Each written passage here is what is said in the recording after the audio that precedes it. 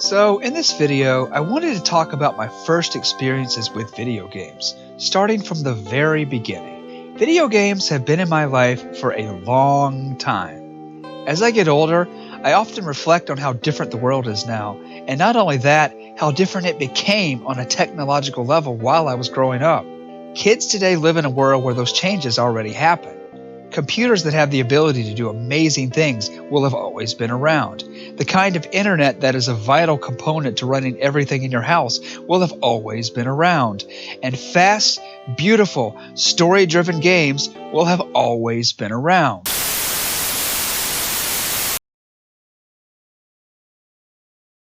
Our story begins circa 1989. There were two arcade games at the local grocery store. Yes, the grocery store, and in the middle of the dairy department at that. The grown-ups went there to get milk and cheese, and they had to walk by these two milk and cheese unrelated machines. I can't remember the names of these two cabinets either. All I know is both of them were beat-em-ups, so I'm going to fill in the blanks and say one was Bad Dudes and the other one was Crime Fighters. I was 4 or 5 years old, and I would take a risk I didn't care about and break away from my mom to either play these games or just watch the demos. At least she'd know where to find me. This made the grocery store so much more fun. We had a VCR at home, and I'd been to the theater plenty of times, but this was something different. This was the ability to interact with the action that was actually behind the screen.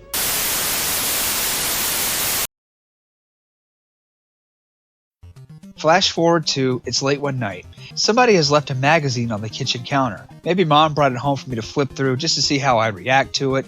To get ideas for birthdays and Christmases and stuff like that.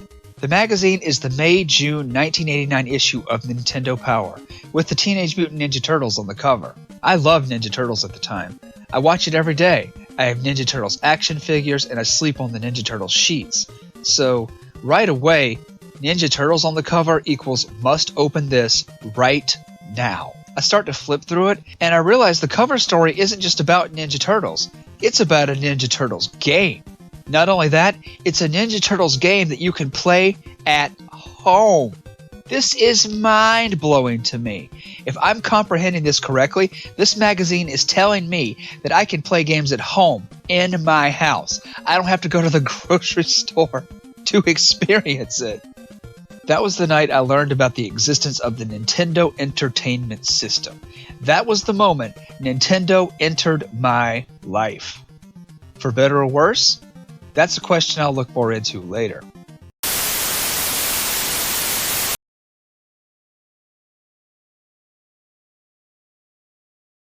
Now we cut to what I call the big drop. On an early summer evening, my dad came home from work with a surprise for me in the backseat of his car.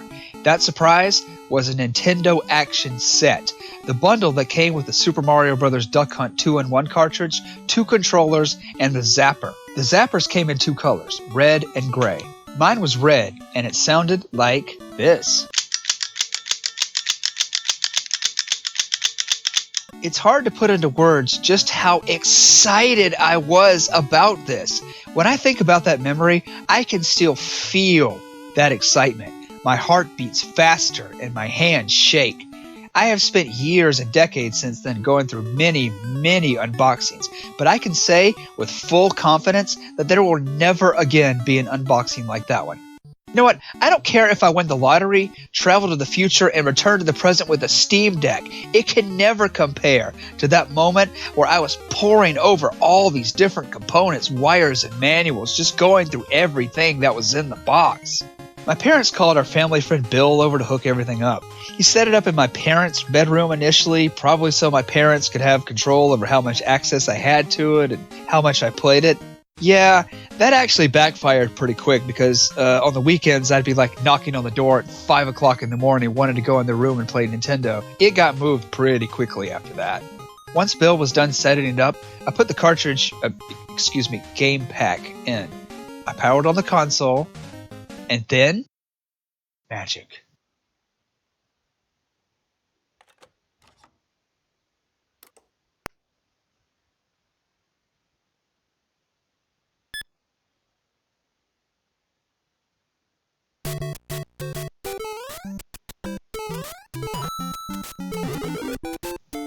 Compared to where we are now, You might say Super Mario Bros. Is primitive. Mario games in particular have evolved to a level I couldn't have imagined back then. But right then, directing the action, having my character respond to my button presses, you could not have pulled me away from there if the house caught fire. I remember my parents sitting behind me when I played too, and my mom asking my dad what the question mark blocks were for. They were as mesmerized by this as I was, and why shouldn't they have been? This was something new. It was something different. Even better, there was another game on the cartridge other than Super Mario Bros. Duck Hunt. This is where the zapper came in. Actually, technically there were 3 games on the cartridge if you counted Clay Shooter. Mario involved controlling a character with a standard gamepad, but Duck Hunt and Clay Shooter were about pointing a gun at the television and letting loose with the trigger. I hated how that stupid dog laughed at me when I didn't meet my kill quota. As cruel as it was, I emptied plenty of clips at him. All of us did. And I kept shooting at him long after finding out he was invincible. Years later, I read that in the arcade version your light gun bullets could actually hurt the dog, but I've never followed up on this.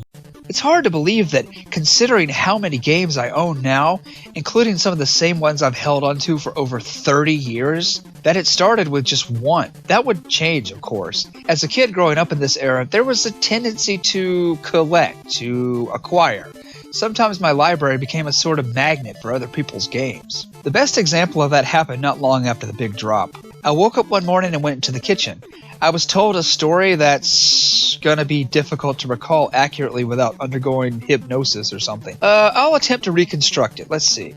Well, such and such is gonna do something, and because of whatever it is such and such is doing, he doesn't need his games anymore. So here, he gave them to you. Obviously, the story wasn't as important as the end result of it. The fact that through some miracle of dumb luck and people knowing people, I had just woken up to having 2 more games, Rambo and Gunsmoke. First up was Rambo. Now, you want to talk about something different? In terms of presentation, story, gameplay, and especially difficulty, this was a weird one for me. What I didn't know at the time was that this entire game was actually based on the second movie in the series, Rambo First Blood Part 2, a movie that I had no context for because I hadn't seen it, because I was 6 years old at the time. Can you imagine my parents sitting me down one day and being like, "Hey, now's a good time for you to learn about Vietnam," and then putting the tape in? There's a lot going on here I wouldn't have understood. First of all, in retrospect, it's pretty obvious that this game was a Zelda 2 clone. Maybe even a Zelda 2 total conversion. You see it in a lot of ways. The way Rambo stabs with his knife, the throwing knife ability that looks like Link's sword beams, the bubbles in these water areas, and, of course, experience points. You gained experience points from killing enemies and it leveled your abilities up. Again, as a kid, 6 years old, experience points? Completely over my head. So, for me, Rambo amounted to a lot of running around, not knowing where to go, talking to NPCs on the map, being able to read their dialogue but not really being able to comprehend it, slashing creatures and then having these numbers float up that didn't mean much. Oh, and getting hit by things. And getting hit by things. And getting hit by things.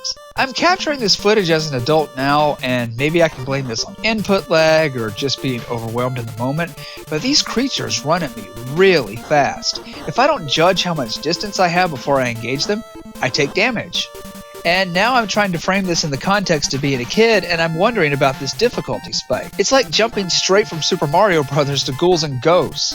Next up was Gunsmoke.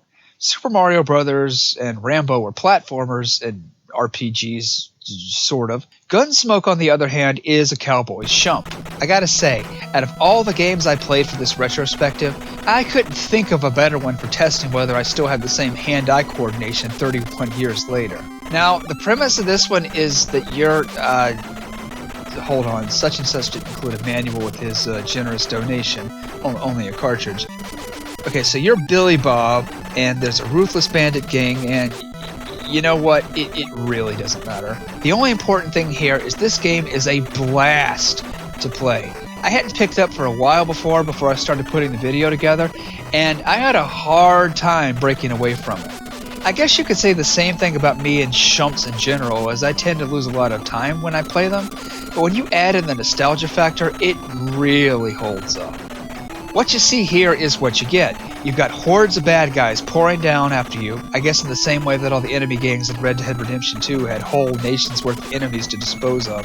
And your job is to annihilate them as fast as possible. There's a boss at the end of every level, but unless you find a wanted poster, either by stumbling on it on your own or buying it from one of these NPCs that are oddly content with the streets turning into a massive bloodbath, the level just keeps on looping over and over again. Again, being a kid, I didn't pick up on this. All I knew was that on occasion the level would end and a boss would show up, and I wouldn't really know why. But it didn't matter because boss or no, next level or no, I could just keep firing my gun at endless walls of cannon fodder, turning Billy Bob here into a one-man war machine. Isn't he handsome? Yeah. I still love where he gets stuck in the snow.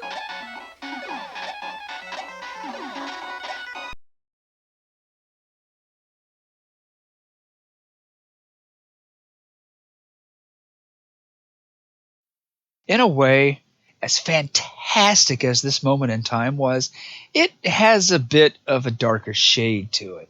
See, the more time I devoted to trying out my new Nintendo, the more time I wanted to spend with it. And looking back, that was when I began to withdraw from the world around me. Because the day after the big drop, as that summer continued to move on, I remember sitting on the floor in my parents' room playing Duck Hunt. My friend next door invited me over to play outside, to swing on the swing sets and run through the sprinklers. But I put it off. I wanted to keep shooting those ducks. It kept going on that way for the day after that and the next day after that. My Nintendo became an obsession.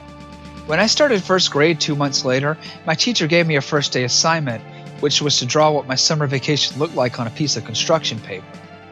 I wish I still had that drawing to show you. It was a portrait of Mario on top of Mario on top of Mario with scribbled crayons. I had depicted different levels of Super Mario Bros. On the same page, and when I ran out of room, I just drew another layer. When my teacher came back to check on my work, I remember her saying, "Wow, you must really like Nintendo." I'm surprised she knew what she was looking at. Nintendo was everything. I ate, drank, and slept Nintendo. During the occasions when the adults actually succeeded in making me go outside, I would just jump around by myself and pretend I was in a Nintendo game. I didn't have to get away from the console. I could just use my imagination. Not long after that, I would be diagnosed with attention deficit hyperactivity disorder. And I can definitely tell that there were some serious problems with my social development compared to the other kids, all the way up through high school and even after college. Was Nintendo responsible for this? Could my life have taken a different path if the big drop never happened? You know, I brought up this question to people many times in recent years.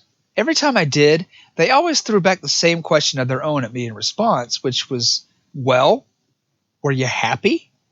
Did you have fun? And the answer? Absolutely I did. Yeah, the truth is, there's probably an alternative parallel universe out there where I never touched a video game in my life, and as a result, I'm a billionaire. But what's money compared to the kind of memories I have of the late 80s, 90s, and 2000s? Not just because of video games, but because of all of it. And if my life had gone down that proverbial different path, I wouldn't be sitting here with the opportunity to tell you this story. And that was my ultimate goal here, to tell you a story. Stories, moments like this, are important for all of us, no matter how mundane they might seem. Beyond that, I wanted to present you with a sense of what it was like, a time and a place that was a building block of this massive world of IT technology we have today. Because believe it or not, there was a time when that wasn't the case. And for me, this was a cornerstone of where it all started.